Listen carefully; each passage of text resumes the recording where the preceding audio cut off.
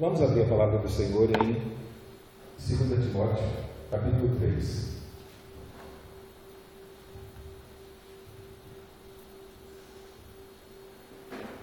Segunda Epístola de Paulo a Timóteo, capítulo 3. Vamos ler os versículos 16 e 17.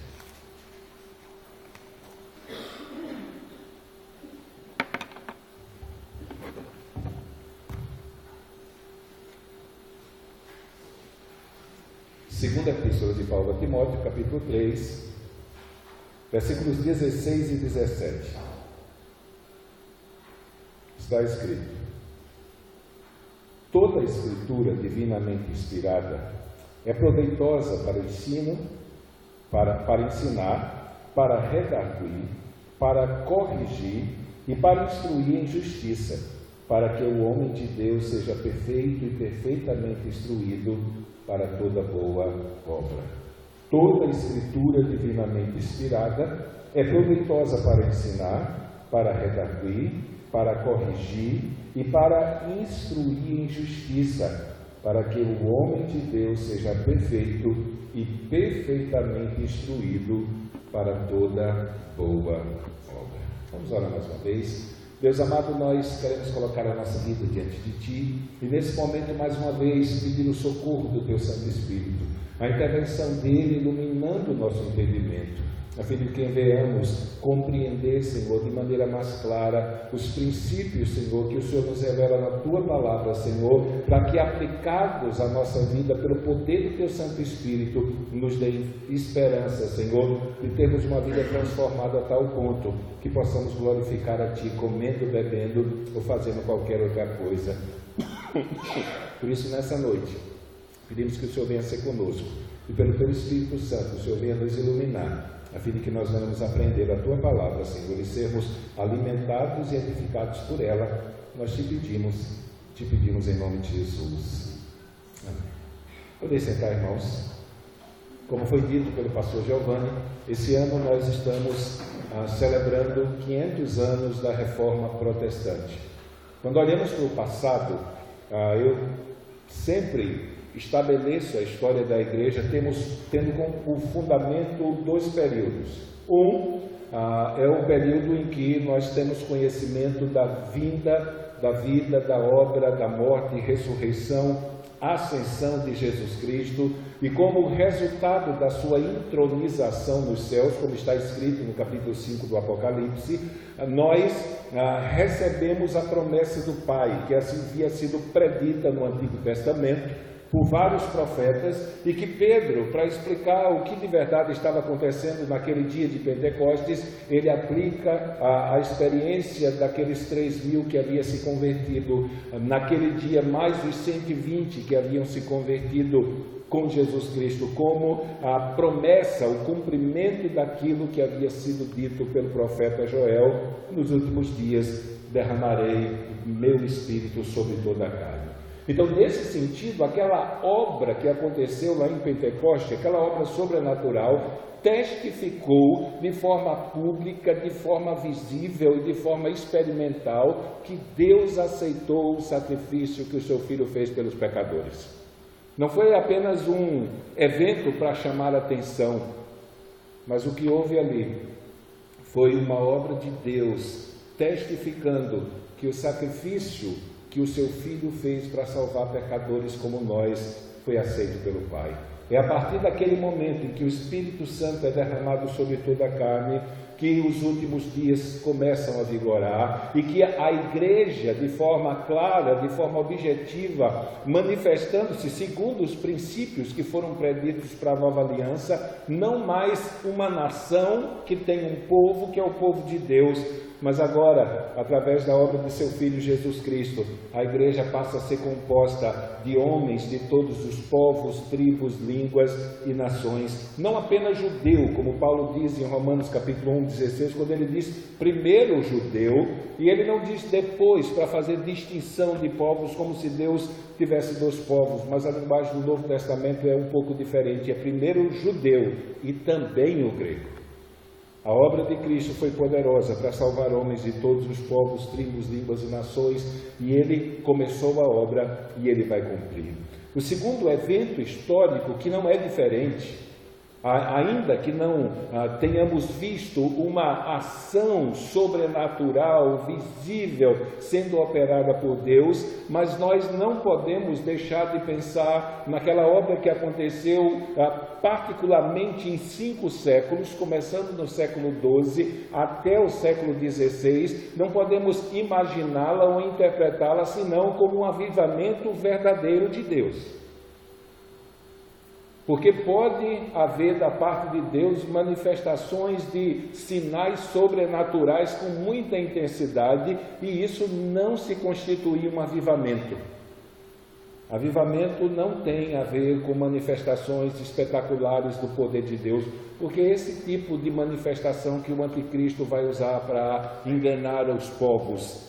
Mas avivamento tem a ver com transformação de vida, com mudança de direção, com mudança de caráter. Então, essa obra transformadora que Paulo, em 2 Coríntios capítulo 3, verso 18, diz que é obra do Espírito Santo, que alcança aqueles que foram salvos e de degrau em degrau, de glória em glória, os transforma à imagem de Cristo, ou os torna cada dia mais parecidos com Cristo. Isto sim, é que nós podemos considerar biblicamente como uma obra de avivamento. Então, quando olhamos para o passado e observamos essa obra e pensar que o efeito do que Deus fez há 500 anos atrás está abençoando a nossa vida e alcançando a nossa vida, isso é motivo de sobra para nós sermos gratos a Deus. Então, desde o mês de agosto, lá em Santa Rosa, nós temos trazido à nossa memória essa obra que Deus realizou a partir da escolha de alguns homens que, por intermédio deles,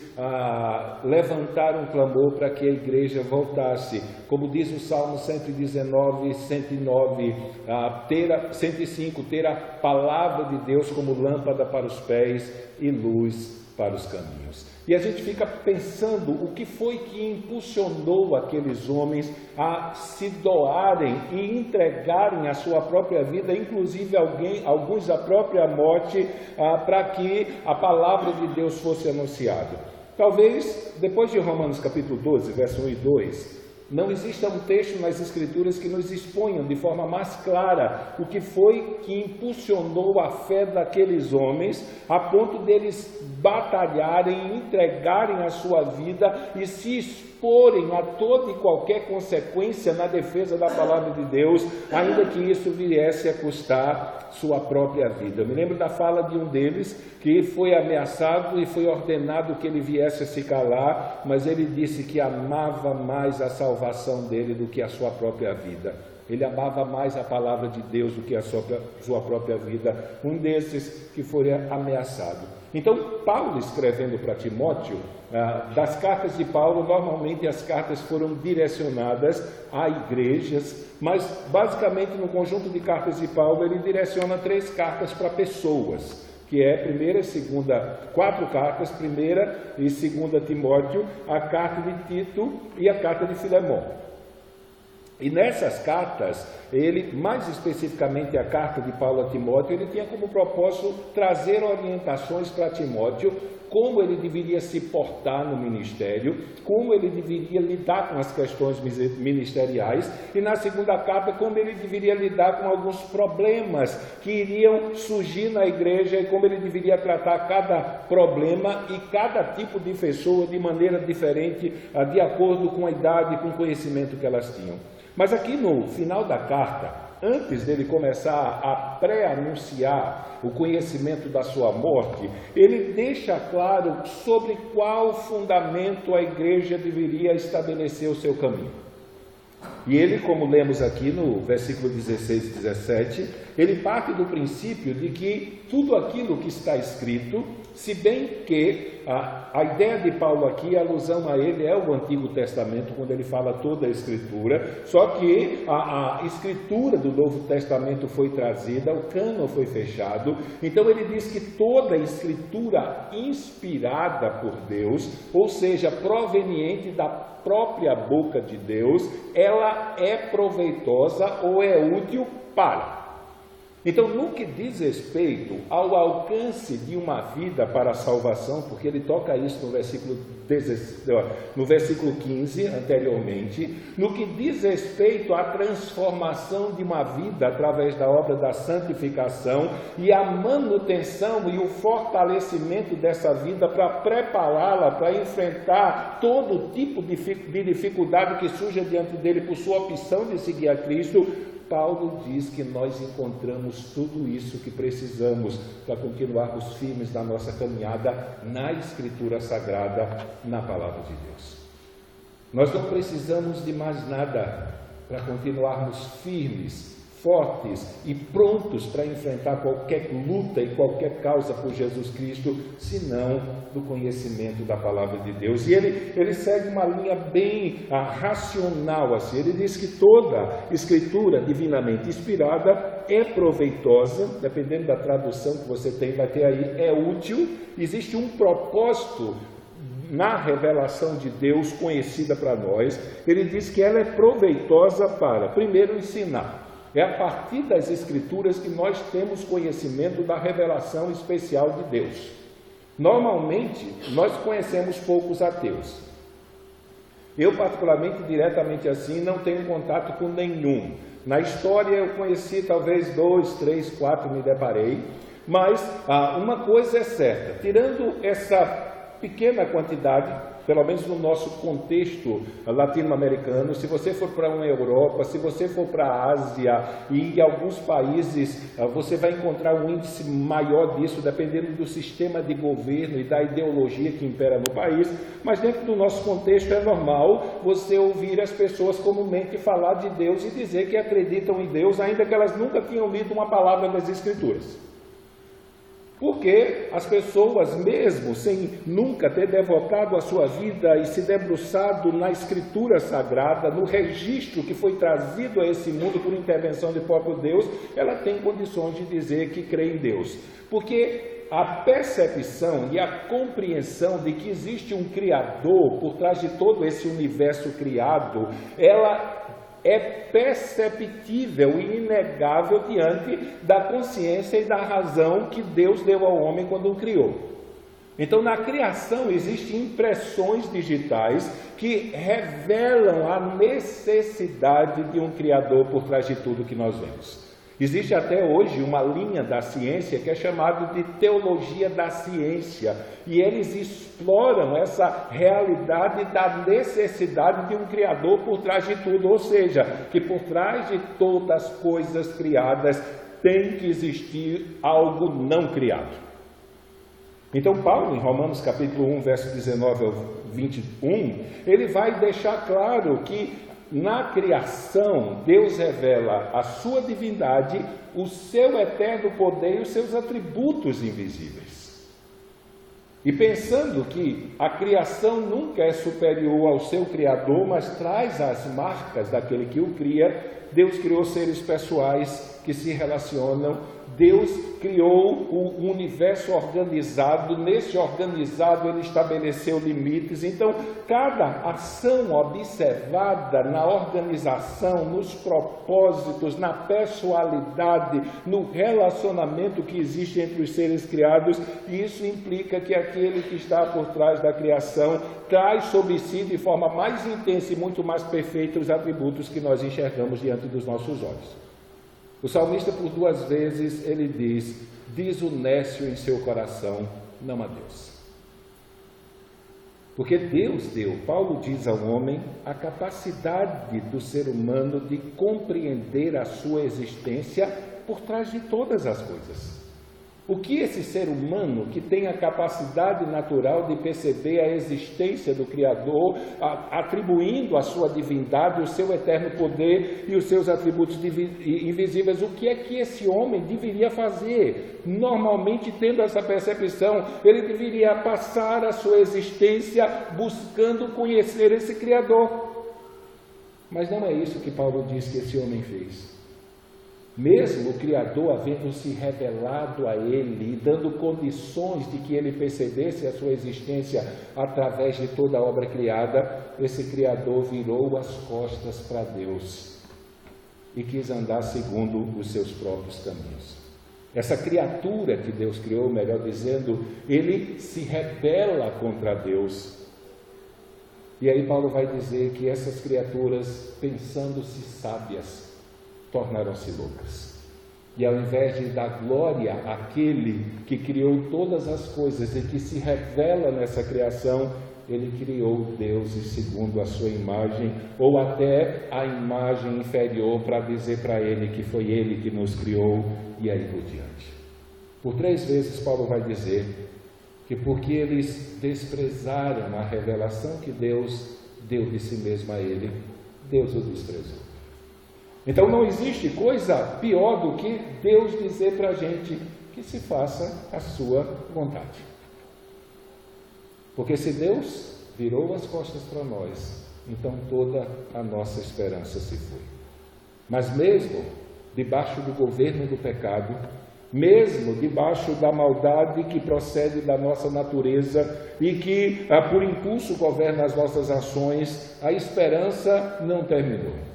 Deus enviou o seu Filho a esse mundo, a fim de que, pela fé na obra que o Filho dele realizou, haja esperança para pecadores como nós. Não existe capacidade, não existe força, não existe sabedoria e não existe nenhuma habilidade em nós que possa nos fazer construir ou projetar ou estabelecer um caminho que possa nos levar a Deus. Mas Deus foi tão bom e tão amoroso para conosco, mesmo tendo nós virado as costas para Ele e por nossa própria vontade, nosso próprio desejo, desejar ter uma vida que não leve em consideração os seus caminhos, Ele veio a esse mundo e, através da pessoa do seu Filho, Ele estabeleceu um caminho que pode transformar a nossa existência, transformar a nossa vida, transformar a nossa eternidade. Então, pensando em como esse ser humano, que foi criado por Deus, mas caiu no pecado, passou a ser governado pelo mal e que necessita ser redimido e restaurado, que a palavra de Deus para os reformadores ganhou significado. O que Paulo disse aqui é o fundamento sobre o qual toda a esperança daqueles homens se fortaleceu e se fincou. Há poder na palavra de Deus para transformar, como Paulo diz em Romanos 1,16, o mais vil pecador no santo de Deus. Porque eu não me envergonho do Evangelho de Cristo, porque é o poder de Deus para a salvação de todo aquele que crê, primeiro o judeu e também o grego, porque nele se revela a justiça de Deus de fé em fé. Então Paulo ele estabelece o processo aqui. Ele diz que a palavra inspirada de Deus é apta para nos ensinar quem Deus é, a obra que Ele tem realizado e o que Ele deseja da nossa vida. E a partir da revelação e do ensino que a palavra de Deus nos traz acerca de quem Deus é, a palavra de Deus faz com que os conceitos errados acerca de Deus, da sua vontade, da obra que Ele realizou e para onde Ele está conduzindo a história, são colocados de maneira visíveis e são revelados para os pecadores. Então a luz, quando resplandece nas trevas, as trevas não prevalecem. As trevas não prevalecem. Então a única maneira das trevas se instaurarem é se a luz for, como disse Jesus no Sermão do Monte, for colocada debaixo do alqueire, ou debaixo do alqueire ela foi escondida, mas ela tem que ser exposta no lugar bem visível, para ser vista por todos aqueles que estão no ambiente. Então aqui a palavra de Deus, ela é apta para ensinar, aliás, em termos de uma revelação especial de quem Deus é, o que Ele quer da nossa vida e a maneira como Ele tem trabalhado e operado para que até o final de tudo as coisas converjam para a sua glória. O único lugar que nós temos esse conhecimento é nas Escrituras Sagradas. O único lugar que nós podemos de verdade conhecer a Deus, a sua vontade e esse plano salvador que Ele estabeleceu para resgatar a minha vida e a sua vida é só através das Escrituras. O conhecimento da criação e a percepção dos atributos de Deus na criação só torna o ser humano indesculpável. Ele é culpado. Ao invés de buscar a Deus, ele cria deuses à sua imagem e semelhança. Ele atribui a obra da criação a outras coisas e não ao Criador que se revelou a ele.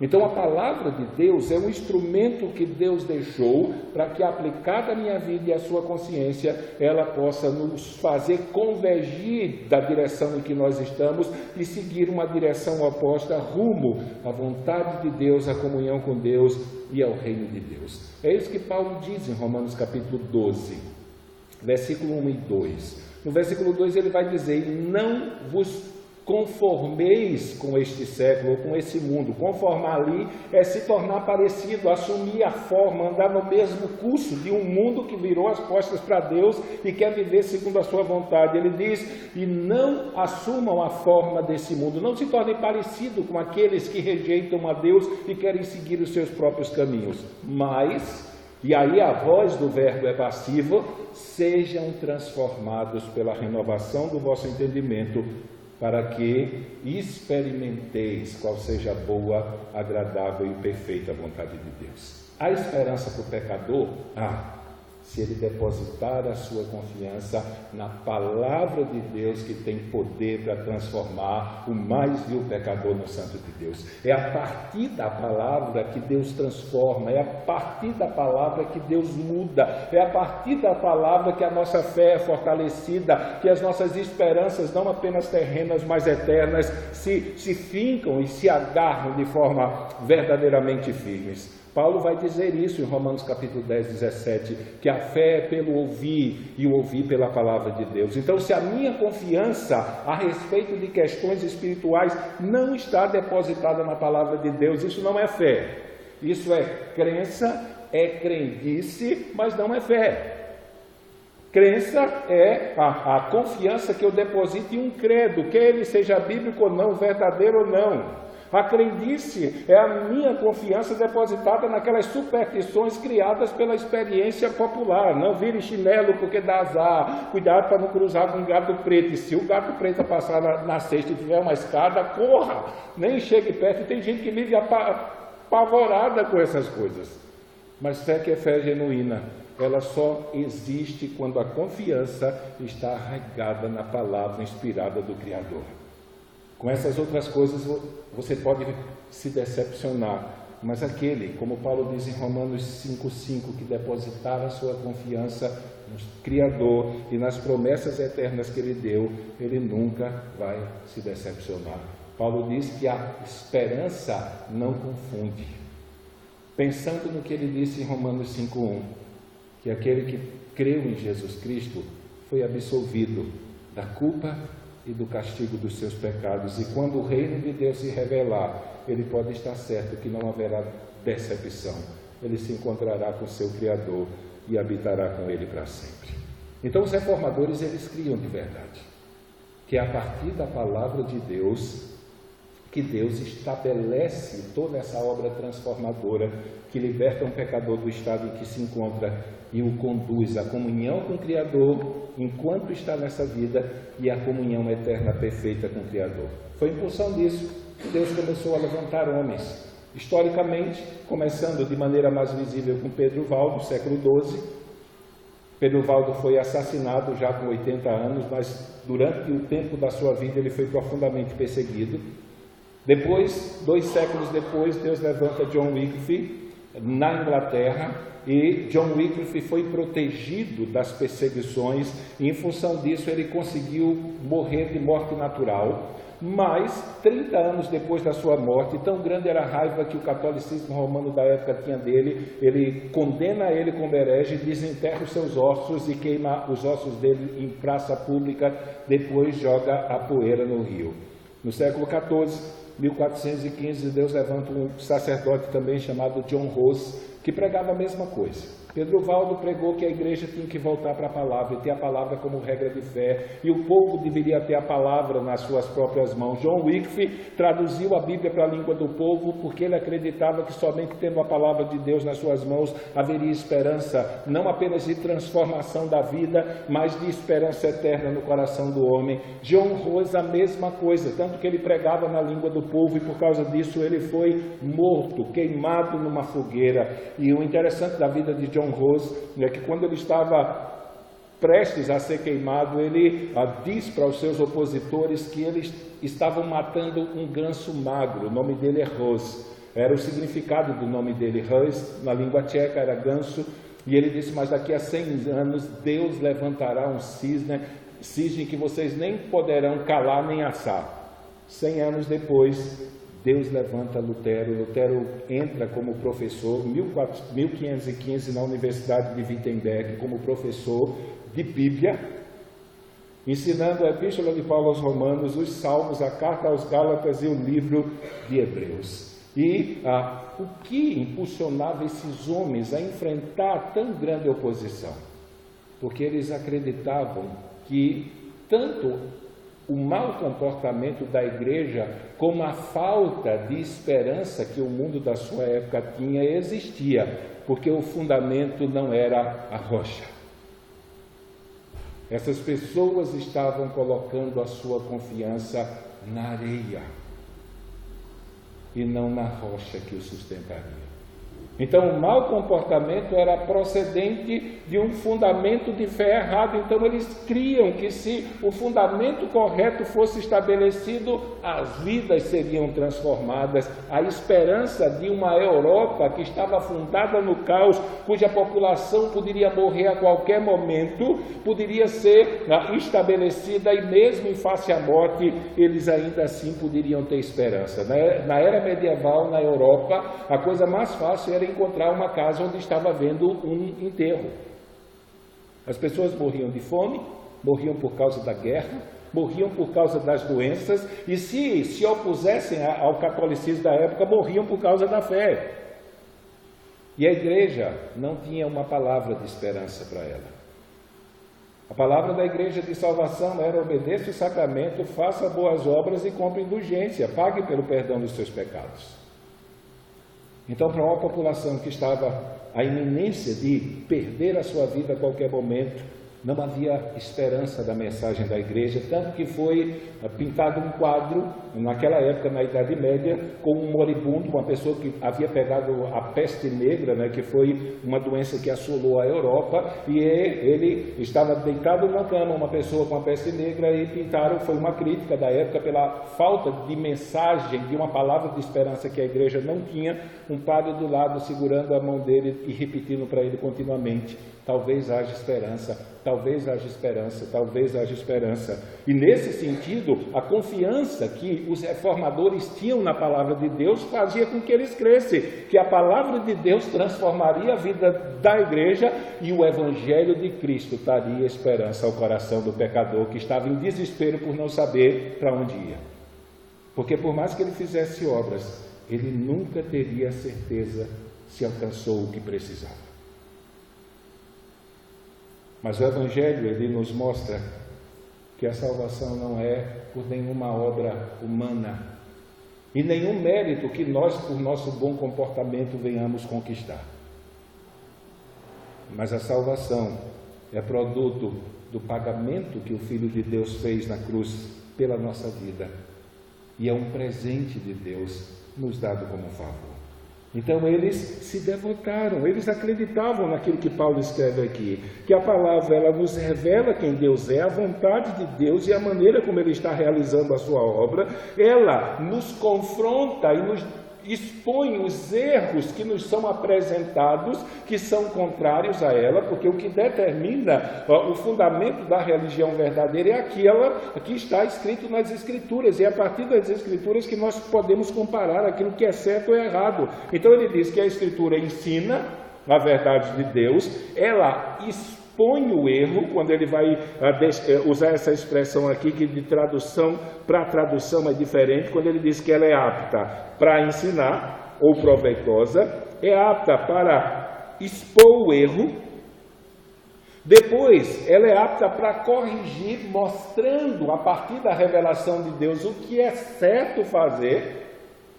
E por último, quando ele diz que ela é apta para instruir em justiça, então ela traz a revelação de Deus, ela confronta o erro, ela mostra como deve se fazer corretamente a vontade de Deus, praticar, e ela ainda mostra como você deve fazer isso.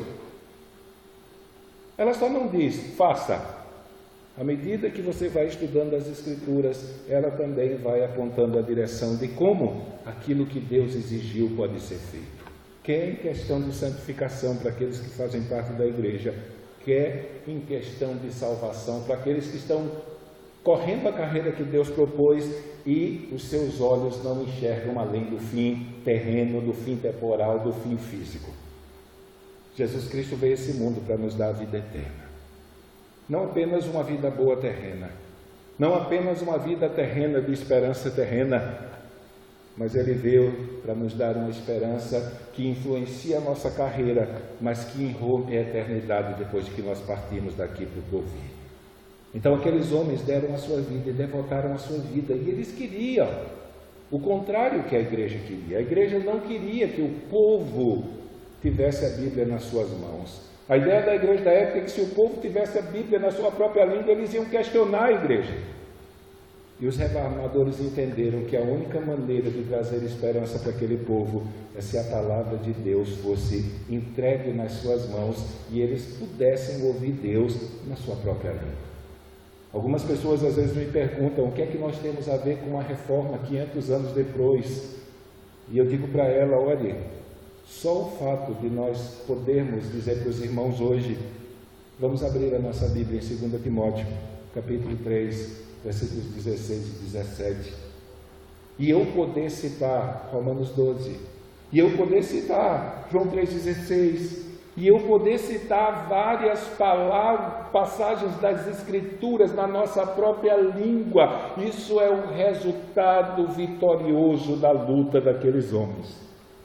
Eles criam que cada nação da terra pudesse ter, eles se esforçaram para que cada nação da terra pudesse ter a Bíblia na sua própria língua natal, que cada pessoa da terra pudesse ter o direito de ouvir Deus falar com ele diretamente através das Escrituras, porque eles tinham plena convicção de que se nós nos expuséssemos ao conhecimento da palavra de Deus, o que Paulo está dizendo aqui poderia acontecer. A revelação de Deus ia nos confrontar com os nossos erros.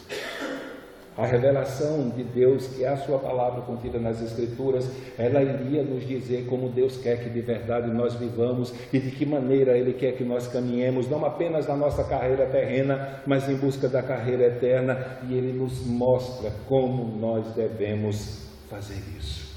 É a partir da palavra de Deus que a esperança é infusa, infundida no coração do homem. Sem a palavra de Deus não existe esperança de transformação terrena. Sem a palavra de Deus não existe esperança de transformação no curso da nossa existência. Sem a palavra de Deus não existe esperança de mudança do nosso estado na eternidade, porque Ele mesmo disse que todos pecaram e estão destituídos da glória de Deus. Estão destituídos. O pecado não apenas afastou o homem da comunhão com Deus, mas corrompeu a sua natureza a tal ponto, como Paulo diz de Romanos capítulo 1, verso 22 até o 32, que não existe uma só área da nossa vida que não esteja corrompida. Todas elas foram afetadas e como consequência disso é impossível alguém nascer, viver e morrer sem pelo menos ter cometido um erro na vida. E se um erro é cometido, a única solução para a culpa, o castigo e a pena que esse erro trouxe é nós nos agarrarmos com o nosso Salvador e crermos na obra que Ele realizou na cruz do Calvário para nos salvar. Vivemos num mundo sem esperança, porque o mundo virou as costas para Deus. Virou as costas para Deus. E o interessante é que quando nós vamos apresentar a Escritura para essas pessoas, ela diz, não, eu tenho a minha religiosidade, eu tenho a minha compreensão de Deus, eu tenho o meu próprio conceito, essa é a sua interpretação, essa é a interpretação da Bíblia evangélica, eu tenho outro livro sagrado, e eles inventam uma série de artifícios para simplesmente dizer a Deus que eles não querem saber da revelação que Ele deu. E como Paulo diz, eles querem dizer que são sábios o suficiente para construir o seu próprio caminho eterno por si mesmo. Esse é o motivo da existência de tantas religiões.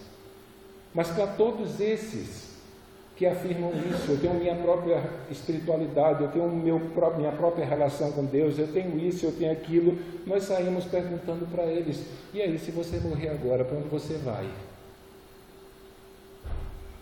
E a maior parte deles, independente da religião que seguem, olha para nós e diz: isso é arrogância.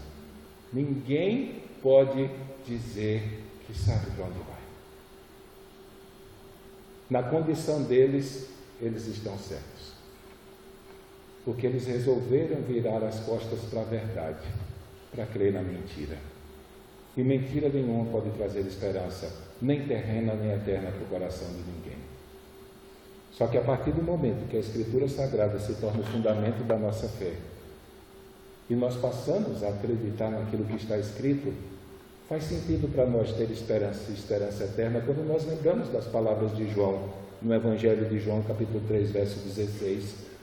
Porque Deus amou o mundo de tal maneira, para que todo aquele que nele crê não pereça, mas tenha vida eterna. Você creu em Jesus? Creio. Então a palavra de Deus diz que você tem a vida eterna. Talvez alguém diga: mas foi o apóstolo João que escreveu, que disse isso. E ele era um pecador igual a gente. Tá bom, a gente anda mais um pouquinho. João 5,24, foi o próprio Jesus Cristo que falou: quem dá ouvidos à minha palavra e crê naquele que me enviou tem a vida eterna.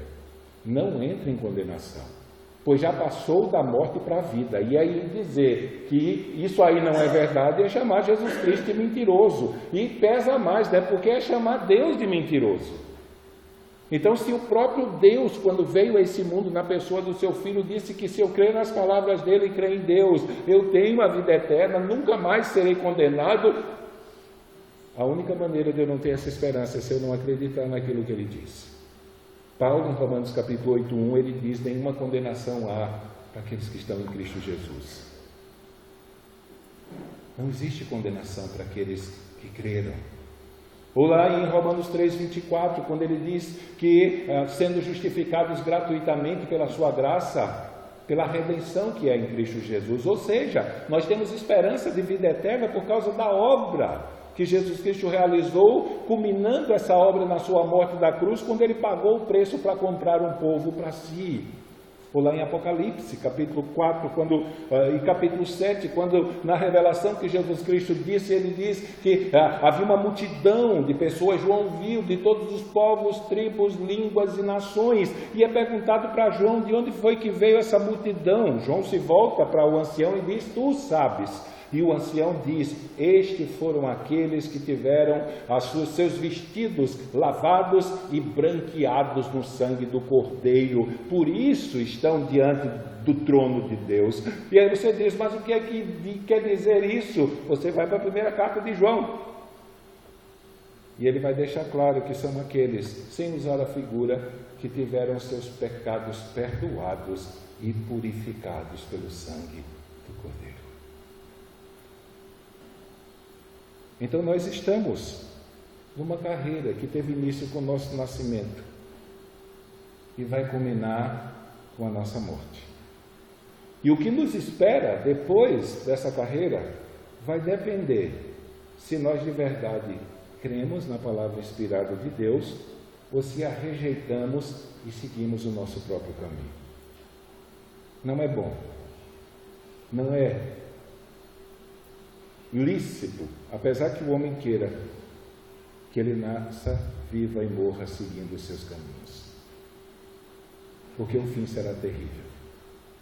Porém, se no curso da sua história, como assim o é nessa noite, Deus dá a ele a oportunidade de ouvir acerca da sua vontade, de quem ele é, do plano que ele realizou para salvar os pecadores, ele deve se agarrar a essa mensagem.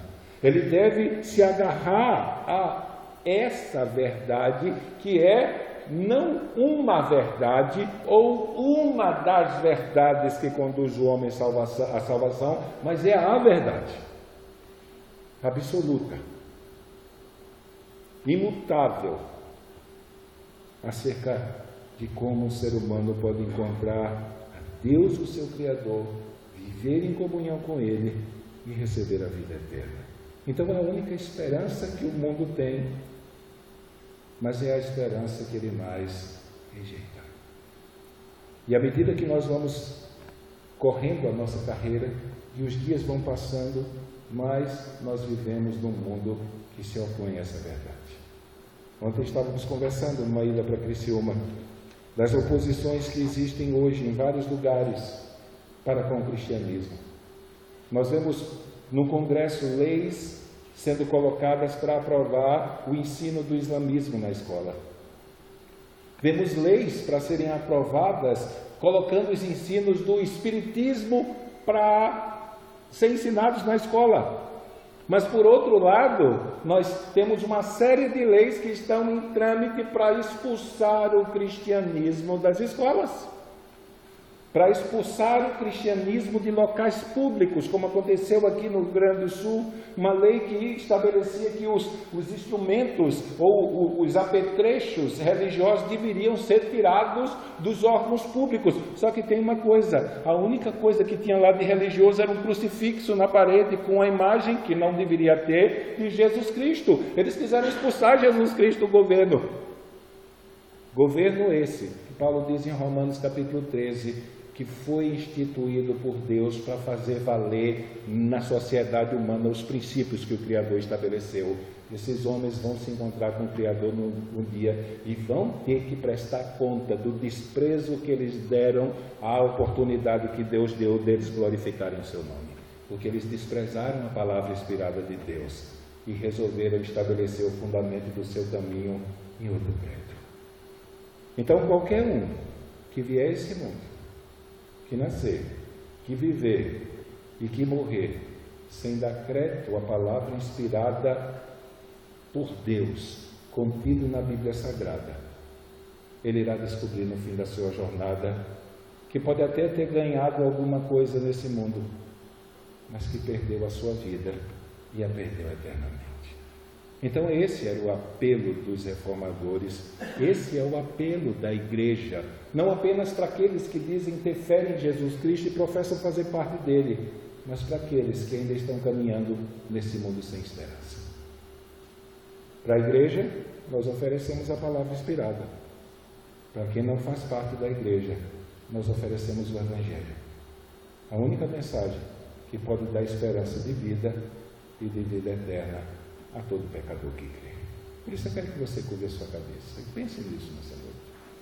Se você tivesse que partir nessa noite, se hoje fosse o último dia da sua vida, para onde você iria? Foi para isso que Deus nos deixou a sua palavra. Foi para isso que em sua palavra nós temos o registro dos evangelhos, que nos mostra o quanto o nosso Criador nos amou.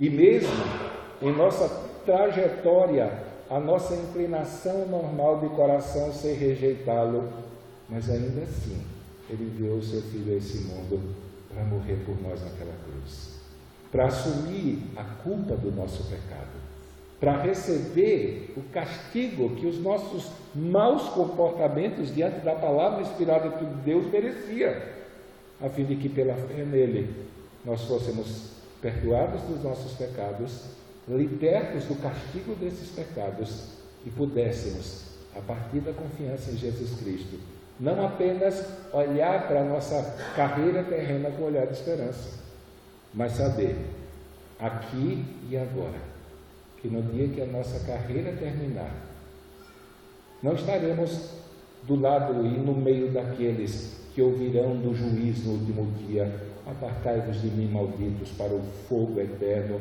para o inferno que foi preparado para o diabo e seus anjos. Mas para aqueles que creram e devotaram a sua confiança nessa obra de amor que Deus realizou, ele vai olhar para o fim da sua jornada e, ao adentrar a eternidade, no meio daqueles que vão ouvir: vinde benditos do meu Pai, para o gozo que está preparado para nós desde a fundação do mundo. Foi por isso que Cristo morreu.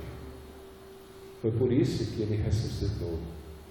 Foi por isso que ele ascendeu aos céus e assentou no trono à destra de Deus. Ou, como disse Estevão, à destra da majestade nas alturas. Para que eu e você pudéssemos, olhando para esse evento, descansar não apenas a nossa vida terrena, mas a nossa eternidade nas suas mãos. Ele suportou a cruz pela minha vida e pela sua vida, para que eu e você pudéssemos ter vida e vida eterna. Queria chamar o conjunto aqui na frente, pedir para cantar uma canção que foi cantada hoje. A música diz: homem de dores sendo Deus, desprezado foi, a ira santa suportou, justiça se nos deu. Em silêncio suportou o desprezo e dor. Faça, Pai, o teu querer, sozinho ali morreu, por minha causa e por sua causa. Ó, com grande cruz suportou por mim, meu pecado expiou. Sempre cantarei, aleluia, honra e glória seja dada a Ele. Então pense no que você ouviu. Deus nos deixou a sua palavra inspirada, para que nós tenhamos esperança de uma vida eterna ao lado de Deus e de uma vida transformada no curso da nossa história.